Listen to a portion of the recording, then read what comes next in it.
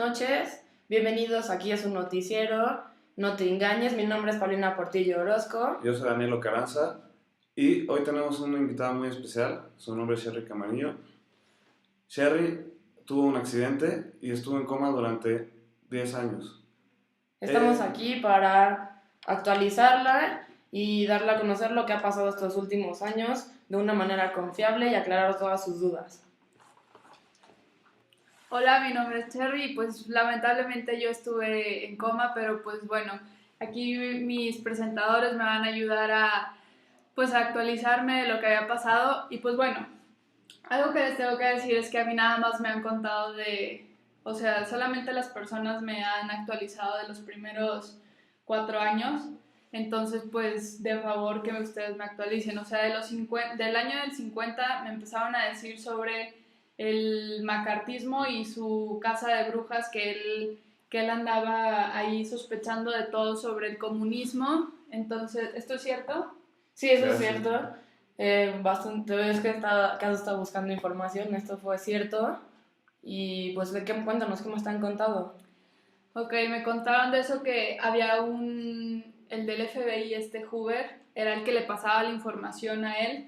Entonces que a las personas a veces opinaban que en vez de llamarle macartismo se le debía llamar como hooverismo. Esto es algo que me dijeron. También me han contado sobre lo de la Legión de la Decencia, que andaba censurando ahí las películas y opinaba de todos, y que había una película que no me acuerdo cómo se llamaba, no sé si ustedes se acuerden.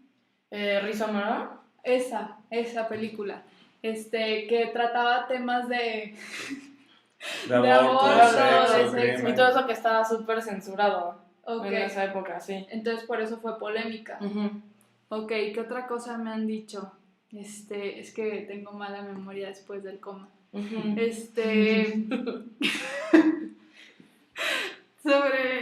me da mucha risa esto. También como que había un estilo de vida en Estados Unidos que se le llamaba el American Way of Life. Entonces que había un fotógrafo que no me acuerdo su nombre, ¿cómo se llamaba? Nicholas Murray. Ok, ese hombre pues hacía fotografías publicitarias y entonces como que no iba de acuerdo a este tipo de imagen que querían tener los americanos.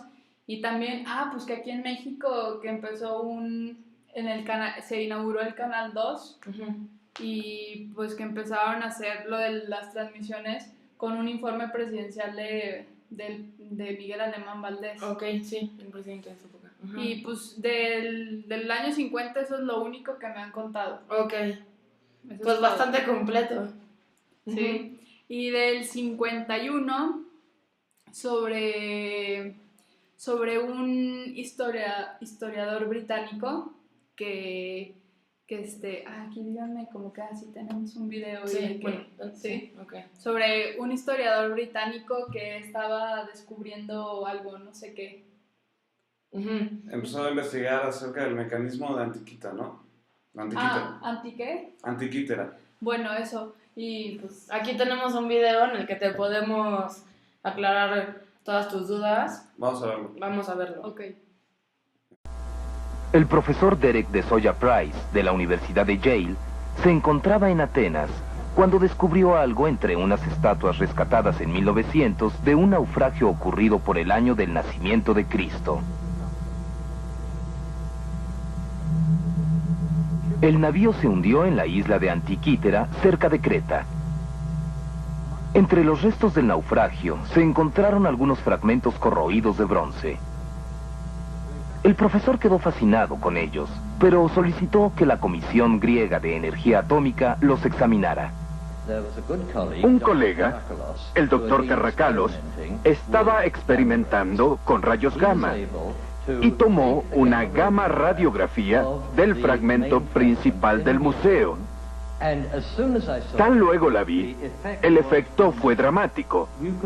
Pudimos observar dentro del fragmento, no visible al exterior, Un grupo de pequeños engranes. Se pueden ver los dientes perfectamente y aún contarlos. Fue tal el impacto de la evidencia oculta que el doctor Carracalos obtuvo autorización para usar un mejor equipo de rayos X y poder radiografiar todas las pequeñas ruedas dentadas en el interior de esa máquina. Las radiografías fueron tan buenas que se pudo localizar cada engrane, y aun cuando solo tuviéramos parte de un engrane, podríamos contar los dientes. Esta es una rueda donde se pueden contar todos los dientes. De las radiografías, el profesor de Soya construyó una máquina, conocida ahora como el mecanismo antiquítera. Es una caja de madera con placas de bronce. Una manivela mueve carátulas interconectadas al frente y atrás. El corazón del mecanismo es un complejo arreglo de ruedas dentadas y engranes, hasta ahora oculto dentro del fragmento encontrado. Esa rueda es la que ven aquí, con más engranes posteriores. Al mover la manivela, todo da vuelta, porque está engranado, como un sofisticado mecanismo de relojería. El profesor cree que se diseñó como una computadora para mostrar los diferentes ciclos de la Luna, el Sol y los planetas. Una máquina que, según el conocimiento actual, no pudo haber existido hace 2000 años. Su fabricante había perfeccionado el sistema de los engranes diferenciales. El descubrimiento del profesor de Soya Price es una demostración única de la antigua sabiduría perdida. Es increíble que los griegos pudieran inventar este principio de los engranes diferenciales. Es tan complicado que, en esencia, contiene lo que llevó al desarrollo de la relojería moderna, de la era de la máquina, de la computación y de todo lo que distingue a nuestra civilización de todas las anteriores. Toda esa línea se inició aquí, con esta reliquia increíble. También lo que me han contado es que en 1951 había un disc jockey que se llamaba Alan Freed y que él fue el que usó el término de rock and roll. Y en este año también se inauguró el Canal 2. Ya había dicho, ¿no? Ah, es que esta mala memoria, no, perdón, es que tengo este coma me afectó. Pero es que fue en el 50 que se inauguró el Canal 4 y no el Canal 2. Es en este año cuando se inaugura el Canal 2, ahora sí, reafirmando. Entonces, ¿qué más? En el 52 me contaron que se empezó a hacer en Nueva York, se hizo una película sobre que empezaron a usar lentes, era una película tridimensional. Entonces esto fue algo nuevo en el cine. Y que también había con todo esto del macartismo y lo de su cacería de brujas, que hubo una película que se llamaba La Hora Señalada, que hacía alegoría sobre esto de la intolerancia del macartismo. Y bueno, ahorita de que les mencioné de Alan Freed, es en este año del 52, cuando hace su primer concierto, en donde habla a los jóvenes y a los niños para reunirlos de bandas de rock and roll. Y Guillermo González Camarena hace su inauguración del Canal 5. Y en 1953, que es hasta donde sé, me dijeron sobre la coronación de Elizabeth II. Pero quiero una pregunta, o sea, ¿no hay video sobre eso, sobre la coronación? ¿Lo grabaron? Sí, está totalmente registrado. Ahorita podemos ver si encontramos un video para mostrártelo. Va, me gustaría. Y para que te quede como más completa tu duda y bueno, seguir actualizándote en No Te Engañes. Merciful that you be not too remiss, so execute justice that you forget not mercy. O God, the crown of the faithful, bless, we beseech thee, this crown, and so sanctify thy servant Elizabeth, upon whose head this day thou dost place it for a sign of royal majesty.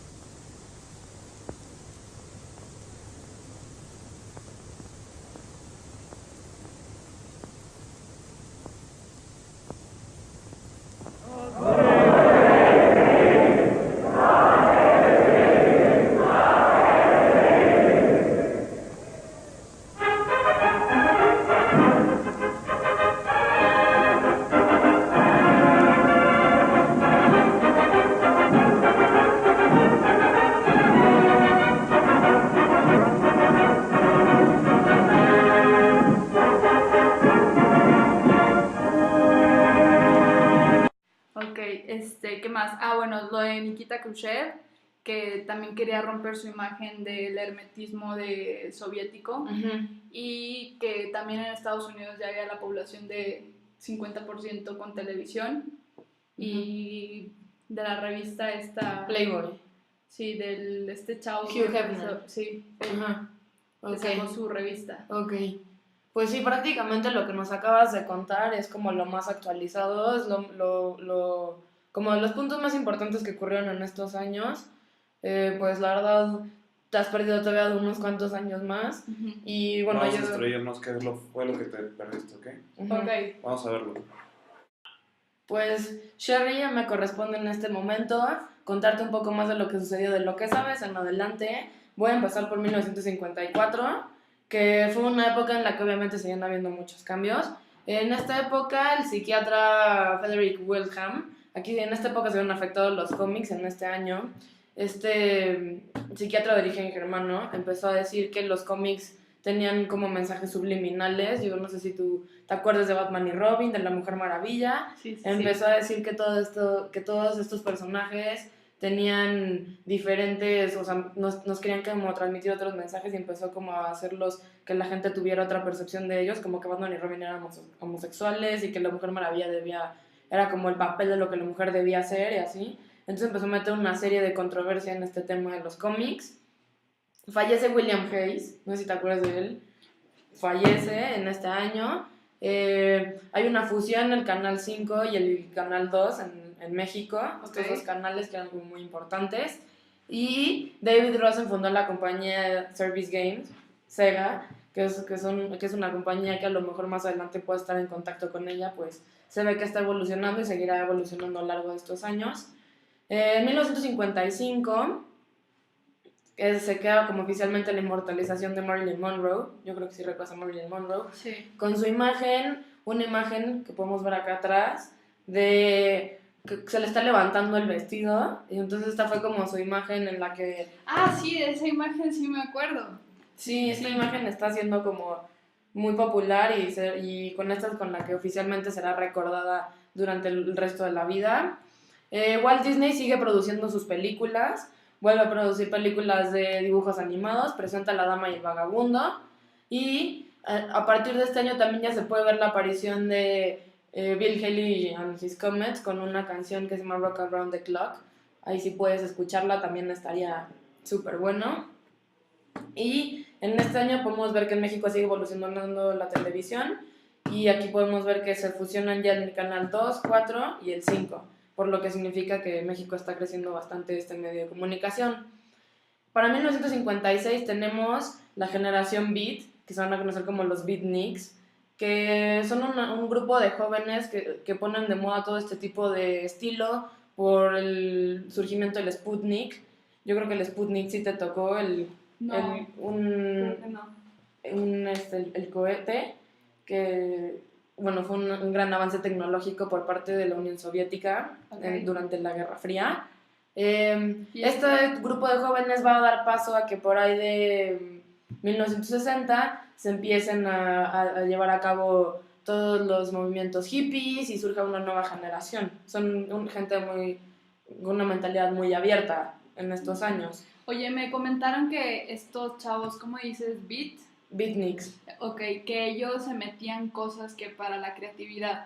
¿Esto sí es cierto? Pues dicen, pero pues en realidad pues nadie lo sabe, ¿no? Digo, eran gente con otro tipo de ideas y pues puede ser, ¿no? ¿Quién sabe? Sí, es que me dijeron que se metían peyote para la creatividad y que, o sea, como una de las cosas en las que se basaban era de escribir una vez sin correcciones. Que así era su tipo de escritura. En realidad eran gente como muy alternativa, pues puede ser que lo que te hayas enterado sea cierto, y pues si hay pruebas de aquello, entonces pues cada quien tiene un punto de vista, ¿no? Bueno, te sigo contando. La compañía Chrysler creó un cambiador automático de discos para el coche, entonces ya puedes escuchar discos en el coche. Yo creo que eso no te tocó en esa época. Y tenemos el premio Nobel de la Física por William Shockley, que se lo ganó por la aportación de un transistor. Y bueno, finalmente en este año y no por eso menos importante, tenemos el debut, bueno, Elvis Presley debutó un año antes, o sea, en 1955, y en este año es cuando Elvis Presley realmente despunta, aportando 5 sencillos en como top de la lista, número 1 popularidad, y bueno, era conocido como Elvis la Pelvis. Aquí podemos ver otro video. Sí, mi mamá siempre estaba escuchando las canciones ahí en la radio.